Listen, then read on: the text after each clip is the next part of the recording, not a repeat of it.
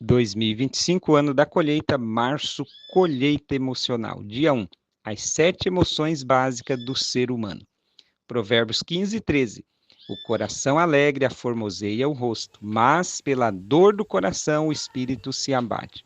As 7 emoções são alegria, tristeza, raiva, medo, nojo, surpresa, desprezo. Essas emoções são universais, ou seja, são acionadas em situações semelhantes por qualquer pessoa, independente da cultura ou experiência de vida. As emoções básicas têm expressões faciais universais, o que significa que os indivíduos movem os mesmos músculos faciais quando as experimentam. Decisão. Eu decido buscar conhecimentos bíblicos e psicológicos e vou sorrir mais.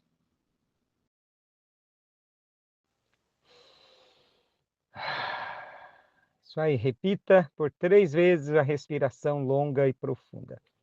Dia 2, emoções secundárias do ser humano. Provérbios 15, 15. Todos os dias do aflito são maus, mas o de coração alegre tem um banquete contínuo. As emoções secundárias são emoções mais complexas, aprendidas, que podem ser formadas a partir de combinações de emoções primárias. Alguns exemplos são ciúme, orgulho, vergonha, culpa, saudade, ódio, paz, ansiedade. Essas emoções secundárias podem ser divididas ainda em emoções terciárias. Eu decido crescer emocionalmente e vou realizar técnicas de respiração. Sim, respire longa e profunda. Pense em coisas boas e edificantes. Filipenses 4:8. Quanto ao mais, irmãos, tudo que é verdadeiro, tudo que é honesto, tudo que é justo, tudo que é puro, tudo que é amável, tudo que é de boa fama, se há alguma virtude e se há algum louvor, nisso pensai. O ser humano emite vários pensamentos por minuto, são mais de 6.000 por dia. Os pensamentos são gerados a partir das informações que temos e das novas captações através dos 5 sentidos. Logo, para termos bons pensamentos, precisamos captar boas informações e evitar a exposição a conteúdos não edificantes. Pensamentos geram sentimentos, sentimentos geram emoções, emoções viram ações. Declare: eu decido pensar em coisas boas, edificantes e verdadeiras. Venham a mim, todos vocês que estão cansados e sobrecarregados, e eu lhes darei descanso. Mateus 11, 28. O descanso é fundamental para a saúde física e emocional. Regula o humor, reduz o estresse, melhora a produtividade, previne transtornos mentais. Tenha boas noites de sono, dias de folga e feriados. Conecte-se com a família, com a natureza, com Deus. Aproveite todos os momentos e recarregue-se. Se alegre com o dia que o Senhor nos deu. Dica: relaxar antes de ir para a cama, ler um livro e tomar um chá te ajudará a ter um sono tranquilo. Respira, não pira.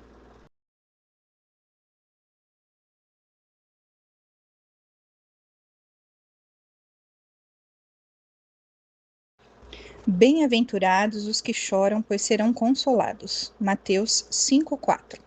Reprimir o choro pode causar problemas físicos e mentais, tais como estresse, ansiedade, transtorno de humor, alteração na pressão arterial, dores musculares e muitos outros sintomas. Expressar as emoções é um ato espontâneo do ser humano, restaura o equilíbrio emocional e é um mecanismo de descompressão que alivia o estresse e a dor.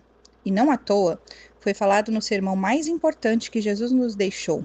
Ele, em sua infinita sabedoria, reforçou algo do qual temos imensa dificuldade em aceitar, pois vemos o choro como fraqueza. Então, pode chorar à vontade. É bom para você, dizem os melhores psicólogos e psiquiatras. Lançando sobre ele toda a vossa ansiedade, pois ele tem cuidado de vós. 1 Pedro 5:7. A ansiedade é uma emoção normal do corpo humano, relacionada à preocupação e o medo. mas pode se tornar uma condição psicológica quando em excesso, atrapalhando atividades rotineiras. Pode se tornar um transtorno de ansiedade, provocando sintomas tais como falta de ar, batimentos cardíacos acelerados, tensão muscular, tonturas, transtorno de pânico, transtorno obsessivo compulsivo, TOC.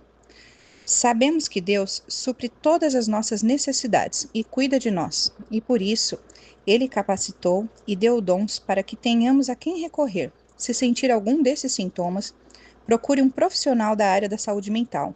Faça terapia. Tratar da sua mente é um ato de amor próprio. Dica: faça exercícios físicos como caminhada, corrida e etc. Deixo-vos a paz, a minha paz vos dou.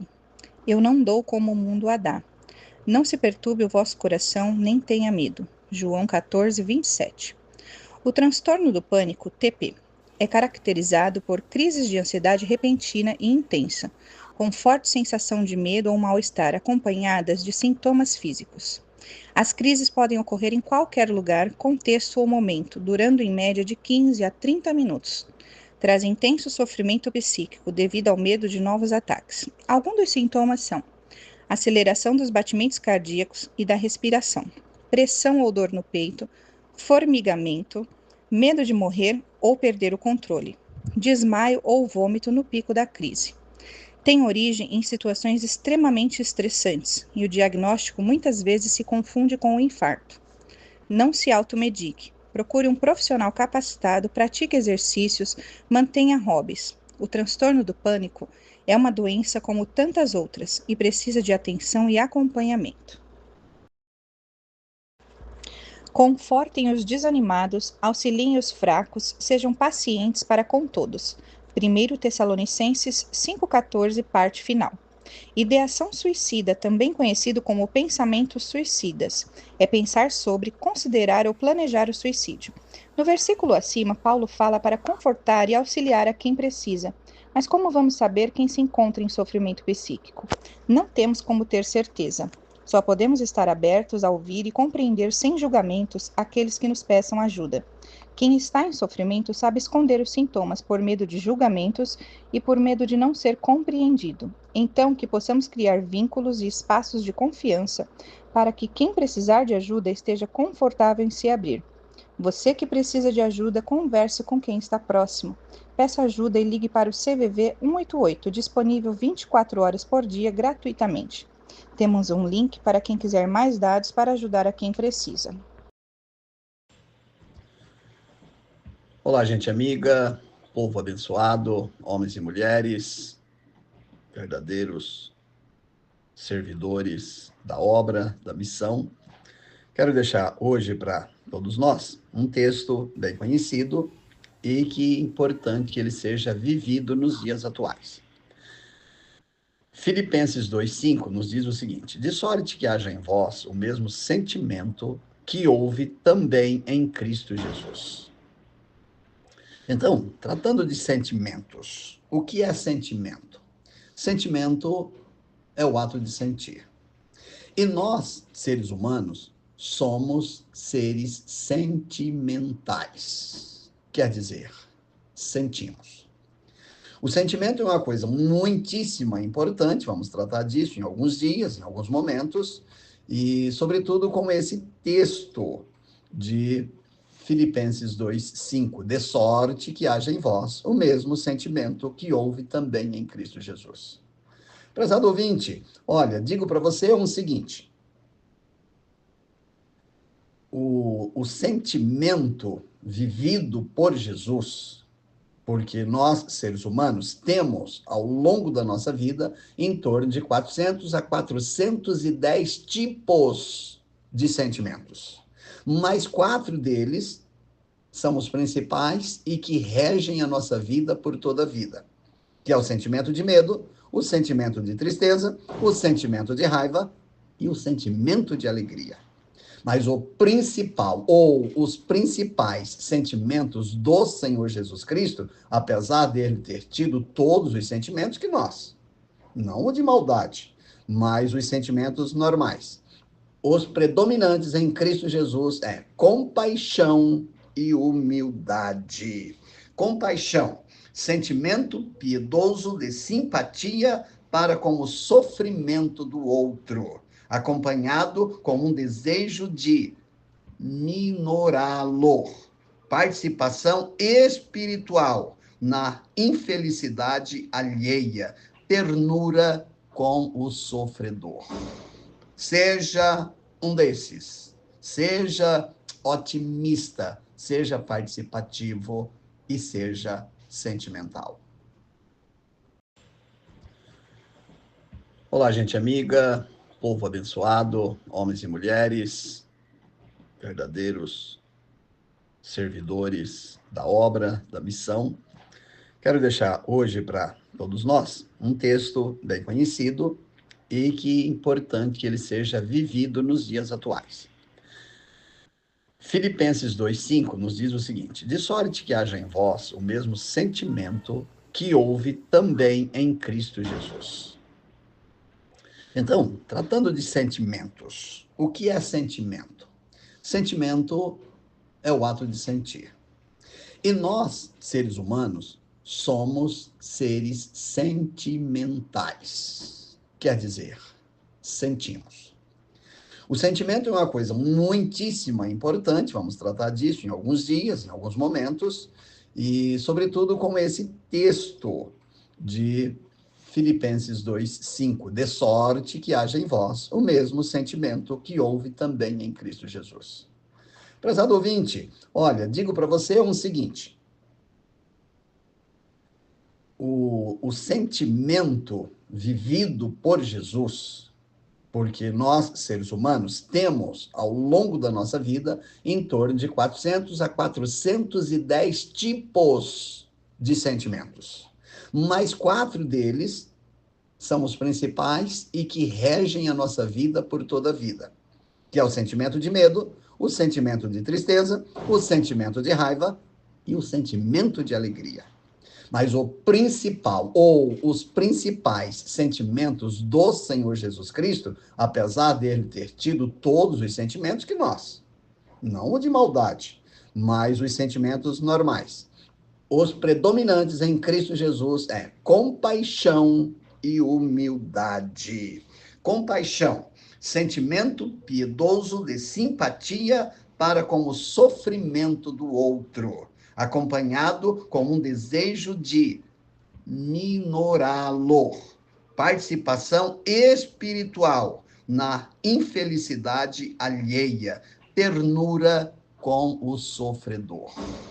Seja um desses. Seja otimista, seja participativo e seja sentimental. Olá, gente amiga, irmãos amados, forte abraço a todos. Quero deixar a fala de hoje sobre Filipenses 1, os 4 primeiros versículos que são tão lindos. De Paulo e Timóteo, servos do Senhor Jesus Cristo, para os pastores, os diáconos e todos os cristãos da cidade de Filipos. Que Deus abençoe a todos vocês. Sim, a minha oração é que Deus, nosso Pai, e o Senhor Jesus Cristo, dê a cada um de vocês as mais abundantes bênçãos e a paz no coração e na vida de vocês. Todas as minhas orações por vocês estão cheias de louvor a Deus. Quando oro por vocês, meu coração se enche de alegria. Olha que coisa linda. Então, a fala de hoje, ainda sobre sentimentos, esse sentimento, que a primeira palavra de sentimento aparece na carta de Filipenses, que é a alegria. A alegria é um estado bom. Muito bom ser gente alegre. Há um hino no nosso hinário que diz: seja o coração alegre sempre. E o coro do hino, o estribilho do hino diz: sempre alegre deve ser a vida do cristão.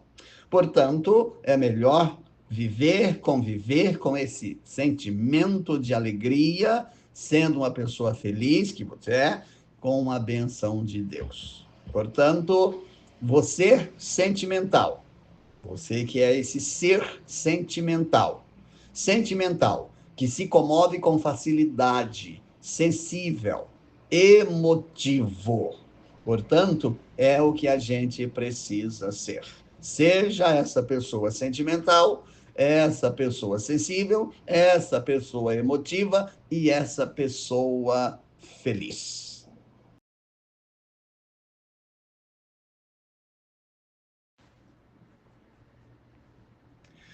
Olá, gente amada, prezados irmãos e amigos, a fala de hoje é em Filipenses 1, versículo 7 e 8. No versículo 7 temos o seguinte: é bem natural que eu sentisse o que sinto, olha que lindo, a respeito de vocês, porque vocês têm um lugar muito especial em meu coração. Nós temos participado juntos das bênçãos de Deus, tanto quando eu estava na prisão, como quando fora dela, defendendo a verdade e falando de Cristo a todos. Versículo 8. Só Deus sabe como é profundo o meu amor e a saudade que tenho de vocês, com a ternura de Jesus Cristo. Olha que coisa linda. Então, a palavra sentimento aparece aqui 2 vezes nesses 2 versículos. Paulo falando da alegria, da satisfação, né, que ele tinha em fazer parte daquele povo. Então, nós sentimos alegria com os nossos crentes, com os nossos fiéis, nós estamos juntos em festa, né, povo promessista, e os demais outros povos, outras religiões, não são diferentes. É um povo festeiro, é um povo que canta, que brinca, que come junto, isso é maravilhoso. Agora, olha o que ele diz aqui: só Deus sabe como é profundo o meu amor. E aí, Davi, amor é sentimento? Sim, amor é um sentimento. Mas mais que sentimento, amor é ação, reação, realização e emoção. Olha isso. Então, depois, outro dia, eu vou falar sobre o sentimento e a emoção. Mas hoje, nesse sentido aqui. Então, amor é tudo isso. Se você for procurar aí numa enciclopédia a respeito do amor, você vai encontrar 1000, né, classificações do que é amor e tal. Não vai esgotar. E aqui o Paulo diz que só Deus sabe como é profundo o meu amor. Olha isso. Portanto, amém. Amém de verdade. 2025, o ano da colheita, março, colheita emocional. Tenha bom ânimo, disse Jesus, João 16, 33.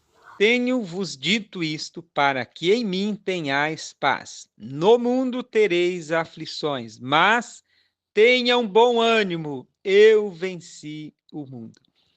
Estamos vivendo dias difíceis e muitas pessoas, inclusive alguns cristãos, estão se sentindo desanimados. O desânimo ou falta de ânimo gera muitas consequências negativas. Por isso, a receita de Jesus Cristo é: tenha bom ânimo. Hoje é dia de ativar o bom ânimo, como disse Billy Graham. Fique tranquilo, eu li a última página da Bíblia. Vai terminar tudo bem. As promessas bíblicas são verdadeiras fontes de ativação do bom ânimo. Dica: meditar nas promessas bíblicas com fé e pensar coisas boas. Acesse também o canal Promessa Blumenau e tem o último sermão para edificar a sua vida. 2025, o ano da colheita. Março, colheita emocional. O sentimento de medo. 1 João 14, 18. No amor não há medo. Antes, o perfeito amor lança fora o medo, porque o medo tem consigo a pena, e o que teme não é perfeito em amor. O sentimento de medo está presente no ser humano e, quando bem administrado, é algo saudável e necessário. Mas o medo patológico, conhecido como fobias, passa a ser prejudicial. Quem coloca medo no ser humano? Os pais. Sim, Os pais colocam medo nos filhos para os proteger de perigo. São muitos nãos que ouvimos na infância. Cuidado, menino, isso é perigoso. O cachorro vai morder, o sapo vai te pegar. Outros medos vêm por traumas de experiências negativas vividas. Outros medos são criados pela imaginação da nossa mente. Por exemplo, o avião pode cair, o elevador pode travar e não abrir a porta. Como vencer o medo? A receita bíblica é com amor. O amor lança fora o medo. Lembre-se, você é filho amado do Pai Celestial. Desfrute do amor e vença o medo. Hoje é dia de encarar seus medos. Escolha um medo que o atormenta e vença com o amor e pela fé. Controlando a ira. Efésios 4, 26. Irai-vos e não pequeis, não se ponha o sol sobre a vossa ira. A ira é uma emoção que pode ser sentida como um sentimento. Ira é uma emoção intensa, frequente, que pode ser desencadeada por frustrações, injúrias e danos. A ira é uma emoção natural inerente ao ser humano. A ira pode ser expressa de forma passageira ou prolongada, podendo se manifestar através da agressão. A ira pode ser difícil de regular emocionalmente. A ira humana pode levar a comportamentos descontrolados e violentos. A ira pode ser lícita quando é motivada por uma justa indignação contra o mal. Hoje é dia de refletir sobre os perigos de não controlar a ira. Dica: controle da ira é possível através de técnicas de autocontrole emocional, como a respiração profunda, a distração e o perdão. Faxina mental. Efésios 4:31. Toda amargura, e ira e cólera e gritaria e blasfêmias e toda malícia sejam tirados de entre vós. Amargura. O que é amargura? Amargura é um sentimento que pode ser originado por tristeza contínua, angústias, rancor ou murmuração. Pessoas com amargura podem ter tendência a reclamar e a se queixar de tudo. A amargura emocional pode ser um acúmulo de sentimentos de tristeza, ressentimento e raiva. A amargura pode ser uma consequência de se sentir invalidado e desvalorizado em muitas situações e relacionamentos. Hoje é dia de faxina mental, dia de eliminar toda a amargura. Não deixe este sentimento roubar a alegria e te afastar das pessoas. Dica: obedeça a ordem do verso bíblico. Retire hoje toda a amargura. Paz do Senhor, irmãos. Aqui quem fala é Carol, de Joinville, e eu estou muito feliz e grata pela oportunidade de estar falando sobre um assunto tão relevante que é a saúde emocional, a saúde mental, principalmente no contexto das igrejas, que é um tema ainda que precisa ser muito trabalhado, né? Por muito tempo a gente acabou evitando de falar sobre saúde emocional, mental, e isso acabou afastando muitas pessoas que estavam se achegando ao corpo de Cristo, tanto também as pessoas que estavam dentro das igrejas, que estavam passando por algum problema, com algumas falas que nós tínhamos, né, dentro da igreja, acabavam também machucando essas pessoas e ferindo elas. Mas o mais importante que a gente precisa dizer é, os transtornos mentais, eles afetam crentes, afetam pastores, jovens e até crianças. E quando a gente ignora esse tema, a gente traz consequências, né, espirituais muito, muito grandes para o corpo de Cristo. Lá em 1 Tessalonicenses 5:23 diz que a gente é corpo, alma e espírito. E todas essas áreas precisam de cuidado. Jesus também nos alerta em Mateus 6:16-25 de que adianta ganhar o mundo inteiro e perder sua alma. Então é muito importante que a gente fale nesse decorrer desses 7 áudios sobre isso e dizer que não é falta de fé, mas é um passo para uma vida plena em Cristo. Vamos, juntos aí entender um pouco mais sobre isso. Paz do Senhor, irmãos. Hoje a gente vai falar um pouquinho sobre o quão interligado a saúde mental e emocional elas estão, mas elas são distintas, porque a saúde mental, ela envolve muito o equilíbrio físico e químico do cérebro, enquanto que a saúde emocional, ela se refere a como a gente lida com os nossos sentimentos e emoções. A Bíblia nos ensina que a gente é corpo, alma e espírito, e você já deve saber bem disso, e que a gente deve cuidar de todas essas áreas. Em 1 Tessalonicenses 5:23, a gente lê que Deus deseja que nossa vida seja equilibrado em espírito, alma e corpo. Quando a gente negligencia as emoções, elas afetam sim a nossa saúde mental e espiritual. E a gente cria um ciclo de sofrimento. Nós como igreja, temos um papel super importante em apoiar uns aos outros emocionalmente. Em Gálatas 6:2, nos lembra de levarmos as cargas uns dos outros. Nós, como cristãos, devemos aprender a lidar com as nossas emoções de forma saudável, seguindo o exemplo de Jesus, que não teve vergonha de se expressar emocionalmente.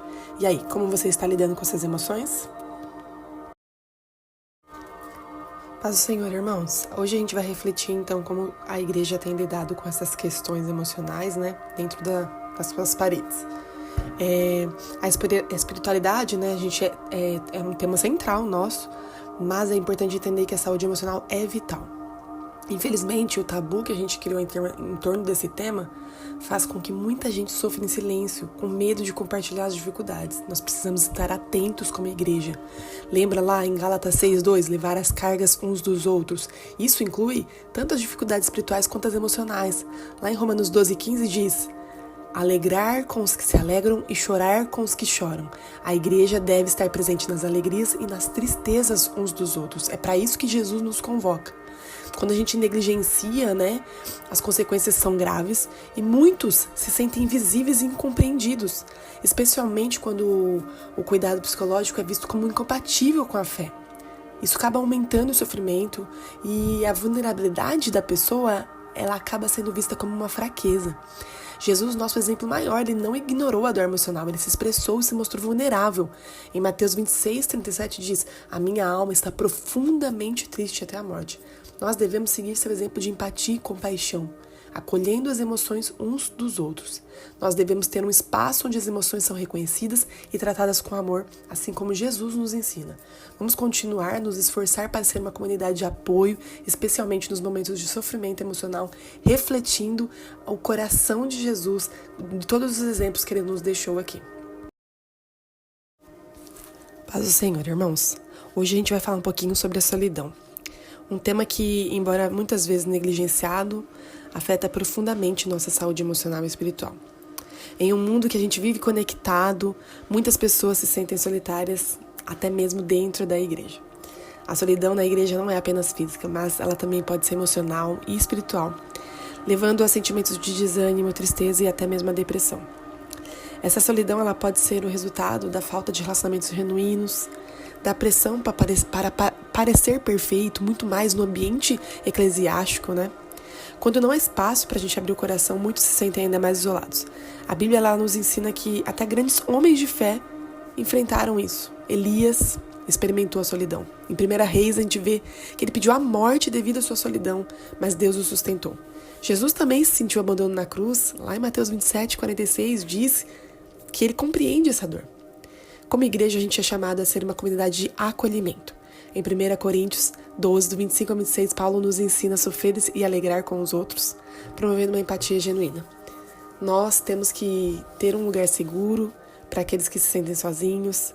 Devemos combater a solidão criando um ambiente de apoio e que a igreja seja esse lugar de verdadeira comunhão, onde ninguém se sinta invisível, mas amado e acolhido, e assim reflita o amor de Jesus. Paz do Senhor, irmãos. Como cristãos, a gente é chamado a crescer não apenas espiritualmente, mas também emocionalmente. Nós tentamos separar esses dois aspectos, mas quando a maturidade emocional não acompanha o crescimento espiritual, isso prejudica a nossa fé e nosso bem-estar. E a maturidade espiritual não é apenas sobre conhecimento bíblico ou como a gente faz com as disciplinas espirituais já comentadas em um áudio anterior, mas também sobre como lidamos com as nossas emoções e nossos relacionamentos. Em Efésios 4:26, Paulo nos ensina: irai-vos, mas não pequeis. Não se põe o sol sobre a vossa ira. Ele nos lembra que sentir emoções é natural, mas a gente não pode deixar que elas nos dominem e nos levem ao pecado. Muitos tentam esconder suas mágoas e rancores, mas isso só cria bloqueios espirituais, como a gente vê lá em Mateus 6, do 14 ao 15, onde a falta de perdão impede nossa paz e crescimento. A verdadeira maturidade é reconhecer nossas emoções e lidar com elas de forma saudável. O fruto do Espírito, lá em Gálatas 5, do 22 ao 23, nos ensina que qualidades como domínio próprio e paciência são fundamentais para nossa maturidade e nosso crescimento. A gente precisa integrar nossa fé às emoções e buscar um equilíbrio e autoconhecimento. Quando a gente ora Salmo 139, do 23 ao 24, pedindo a Deus para que Ele revele as áreas que nós precisamos de transformação. Então esse é o desafio. Peça para Deus hoje revelar aonde você precisa melhorar, para que o corpo de Cristo, para que a sua vida, para que você cresça mais em fé e intimidade com Deus e viva uma vida mais plena e saudável. Paz, irmãos, hoje a gente vai falar como Jesus lidava com as suas emoções. Jesus, em sua humanidade, ele experimentou uma gama de emoções, da alegria, à tristeza, da raiva, à compaixão, e ele nos ensina a direcioná-las corretamente. Em Lucas 10, 21, a gente vê Jesus se alegrar com a vitória dos discípulos, enquanto em Marcos 14, 34, ele se entristece profundamente no Getsemane. Lá em Marcos 3, 5 também, ele se ira contra a hipocrisia dos fariseus, e em Lucas 19, 41, Jesus chora pela dor de Jerusalém. Jesus não reprimiu, mas direcionou suas emoções para Deus, sempre buscando sua orientação e consolo. A lição de Jesus é clara. Não devemos reprimir nossas emoções, mas direcioná-las para Deus em oração, como ele fez lá no Getsemane. Ele também nos ensina sobre o domínio próprio, para agir com justiça sem perder o controle. O fruto do Espírito, como a gente vê lá em Gálatas 5, do 22 ao 23, inclui o domínio próprio essencial para a gente lidar com as nossas emoções de maneira saudável. Quando a gente segue o exemplo de Jesus, a gente pode aprender a confiar plenamente no Pai, mesmo com as situações mais desafiadoras, sabendo que Ele vai nos guiar e nos dar forças para superar qualquer emoção. Paz, irmãos, nós chegamos então ao fim desses 7 áudios e, para finalizar, eu queria dizer que a nossa verdadeira identidade está em Cristo e não nas emoções que sentimos. Em Efésios, do capítulo 1, versículo 4 ao 6, a Bíblia nos lembra que a gente é amado e escolhido, independente do que sentimos. Quando a gente lembra disso, a gente pode separar nossa identidade do que experimentamos emocionalmente, permitindo que as nossas emoções não nos definam, mas sejam direcionadas corretamente. As emoções que a gente sente são dadas por Deus com um propósito. Elas nos comunicam o que está acontecendo dentro de nós e ela nos ajuda a relacionar com os outros e podem até nos motivar a agir de maneira justa. Em Efésios 4, 26, a gente vê que a ira, quando direcionada corretamente, pode nos levar a promover a justiça e a verdade.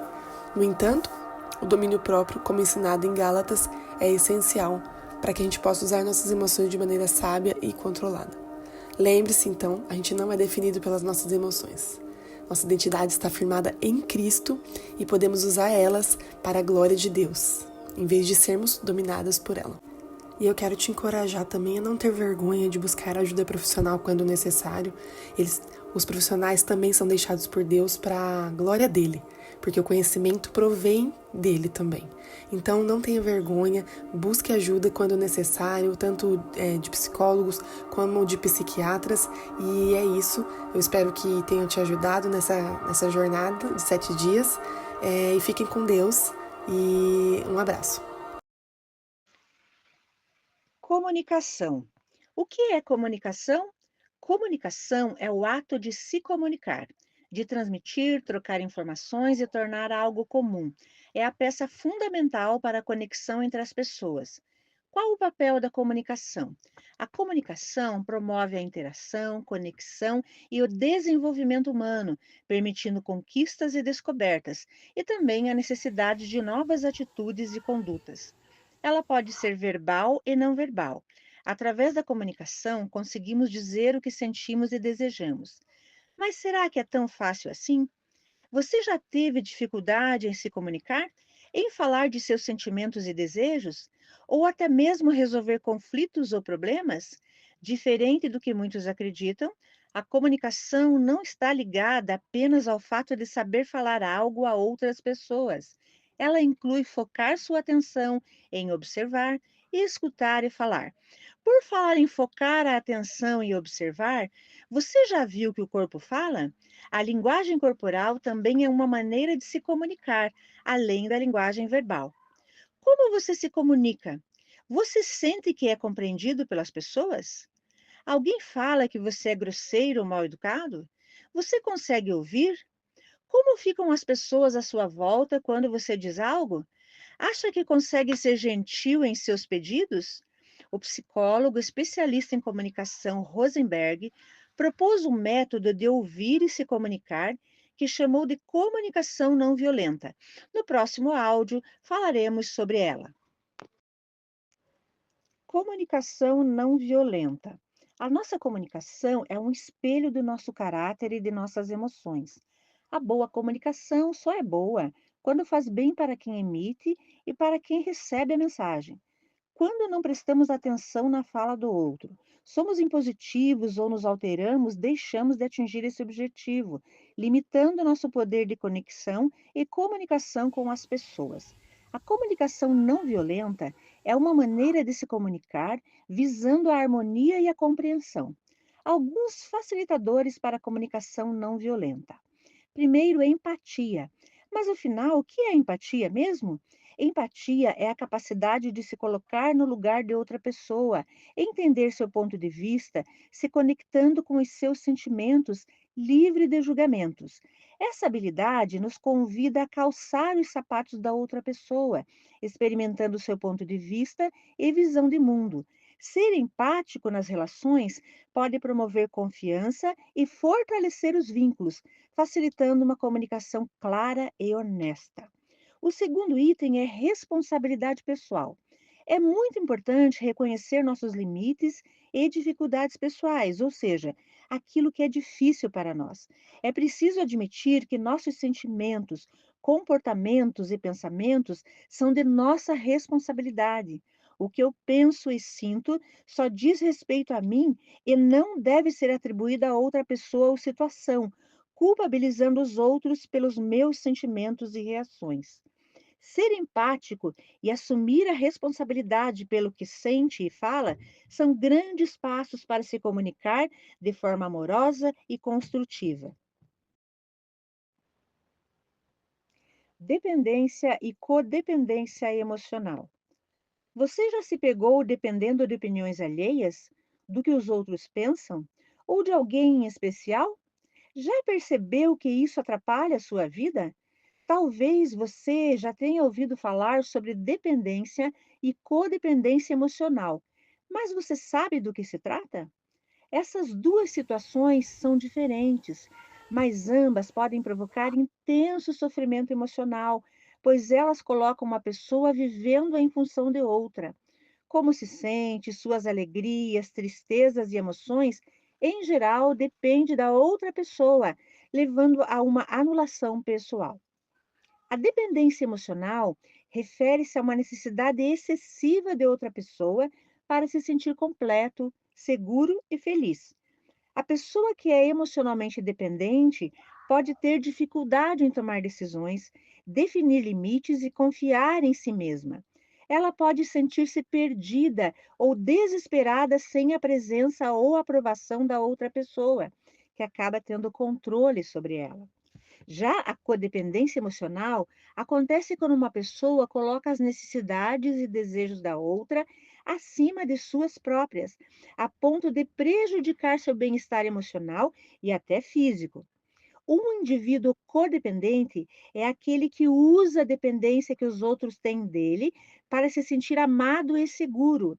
Ele se sente responsável pelos problemas de outras pessoas e assume o papel de cuidador.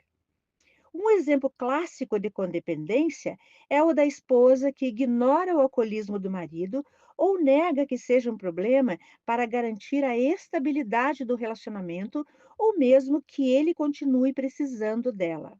Em resumo, Enquanto a dependência emocional se refere a uma necessidade excessiva de outra pessoa para se sentir completa, a codependência envolve colocar as necessidades alheias acima das próprias para sentir-se amado e reconhecido. Ambas as situações descrevem relacionamentos problemáticos, e para mudar isso é preciso ter coragem e muitas vezes procurar ajuda. Desabafar é melhor do que abafar.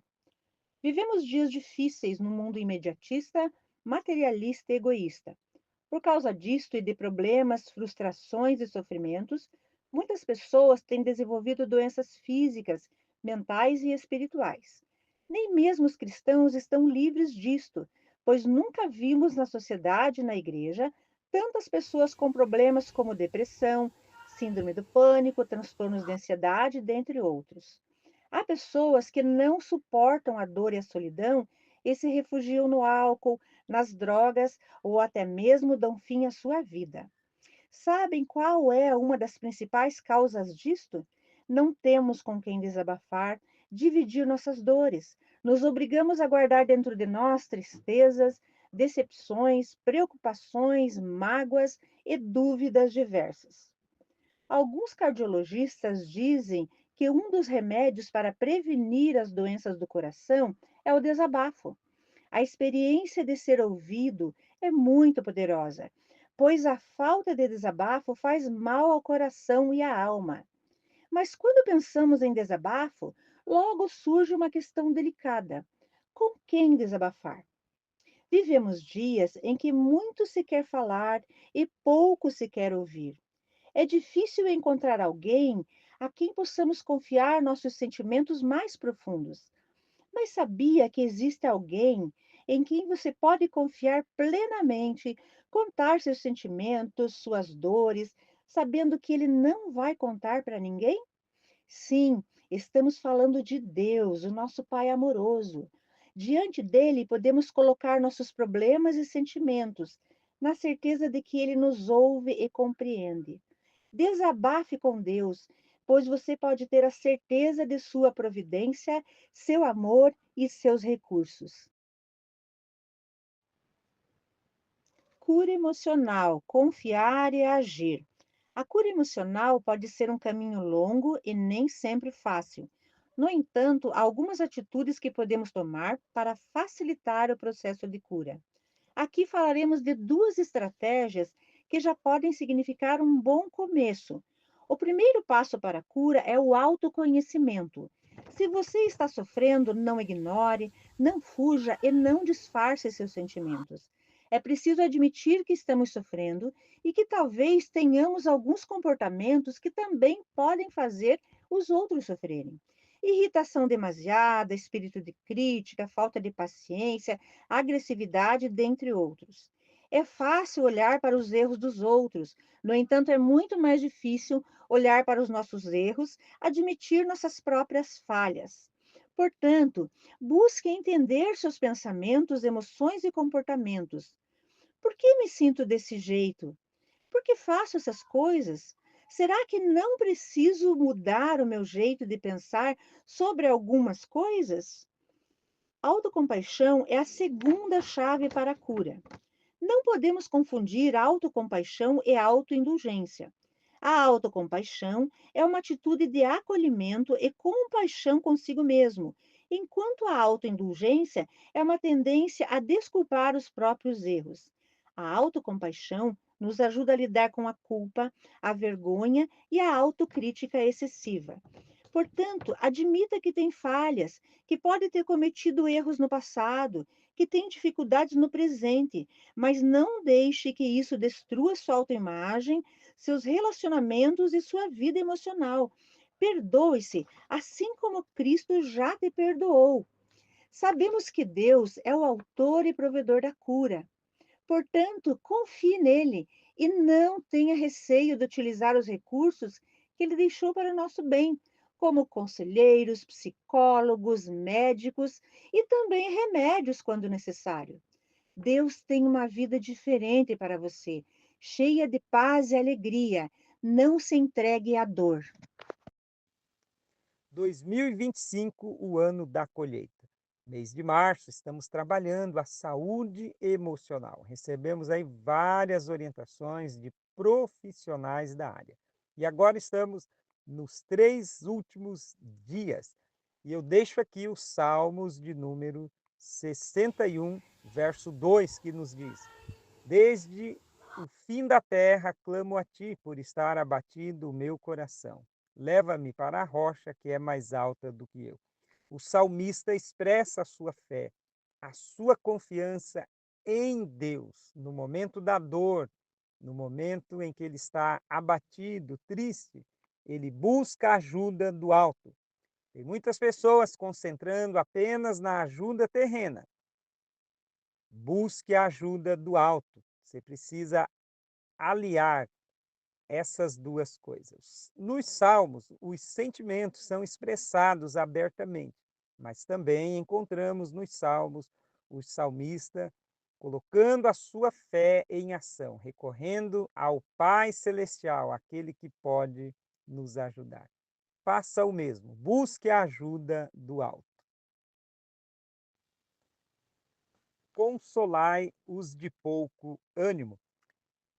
Deixo hoje esse texto do apóstolo Paulo que incentiva eu e você a sermos consoladores. Então, olhe hoje, tente enxergar, perceba alguém que está desanimado e seja canal de bênção na vida desta pessoa para consolá-la. Como que alguém que pode estar até triste vai consolar alguém? O consolo não está em nossas palavras, o consolo vem em relembrarmos as promessas divinas que estão na Bíblia. Abra a Bíblia, encontre uma promessa, leia, ore com essa pessoa e o consolo virá. Consolem os de pouco ânimo. Se você perceber que está desanimado, busque ajuda. Se você encontrar alguém desanimado, leia uma promessa bíblica e console esta pessoa. Creia, o Espírito Santo vai te usar para consolar alguém no dia de hoje. Acabou o mês de março e com ele finda também o projeto da colheita emocional. E o que fazer agora? Vá cuidar da sua vida. Sim, cuide das suas emoções, limpe o seu coração, busque ajuda profissional, busque a ajuda do alto. Cuide das suas emoções, perdoando, limpando o coração, crendo na palavra de Deus, obedecendo essas instruções, colocando em prática. Lembre-se, conhecimento adquirido sem prática não vai resolver os seus problemas emocionais. Então, se precisar de uma ajuda, me chame alguém que possa te ajudar. Cuide da sua vida. Cuide também da doutrina. Mês de abril será a reciclagem doutrinária. Precisamos pregar o evangelho. Para pregar, devemos aprender primeiro. Então, venha comigo revisitar as doutrinas promessistas, e você que nunca estudou o doutrinal estará estudando junto comigo. Um estudo por dia. Então,